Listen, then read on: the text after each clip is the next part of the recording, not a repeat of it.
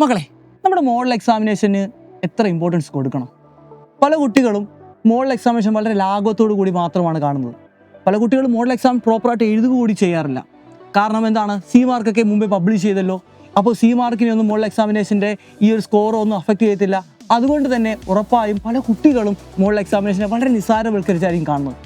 എന്നാൽ ഞാൻ നിങ്ങളോട് പറയുന്നു, നമ്മുടെ ഈ ക്വസ്റ്റ്യൻ പാറ്റേൺ മാറിയ ഒരു അവസരത്തിൽ നിങ്ങൾ പബ്ലിക് എക്സാമിനേഷന് എത്ര ഇമ്പോർട്ടൻസ് കൊടുക്കുന്നു അത്ര ഇമ്പോർട്ടൻസ് കൊടുത്ത് തന്നെ വേണം നിങ്ങൾ മോഡൽ എക്സാമിനേഷനും അറ്റൻഡ് ചെയ്യാൻ. നിങ്ങൾക്ക് അറിയാവുന്നതാണ്, നമ്മുടെ ക്രിസ്മസ് എക്സാമിനേഷന് പല ക്വസ്റ്റ്യനും നമ്മളെ വലിച്ചിട്ടുണ്ട്. മാത്തമാറ്റിക്സ് ആയിക്കോട്ടെ, കെമിസ്ട്രി ആയിക്കോട്ടെ, ഫിസിക്സ് ആയിക്കോട്ടെ, പല ക്വസ്റ്റ്യനും നമുക്ക് ചെയ്യാൻ വളരെയേറെ ബുദ്ധിമുട്ടുണ്ടായി. അപ്പോൾ ഈ ക്വസ്റ്റ്യനെയൊക്കെ എളുപ്പത്തിൽ ക്രാക്ക് ചെയ്യേണ്ടിയിരിക്കുന്നു.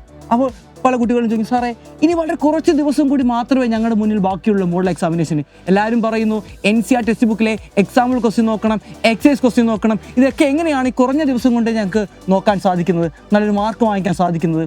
മക്കളെ, നിങ്ങൾ ഒന്നുകൊണ്ടും പേടിക്കേണ്ട. നിങ്ങളെ സഹായിക്കാനാണ് ടീം സൈലം ഇവിടെ സജ്ജരായിരിക്കുന്നത്.